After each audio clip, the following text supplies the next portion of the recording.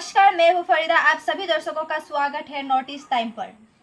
Malaysia में रहने वाली पाकिस्तानी फैमिली के एक छोटी से बच्चे की दुआ मांगने की रिपोर्ट सोशल मीडिया पर तेजी से वायरल हो गई।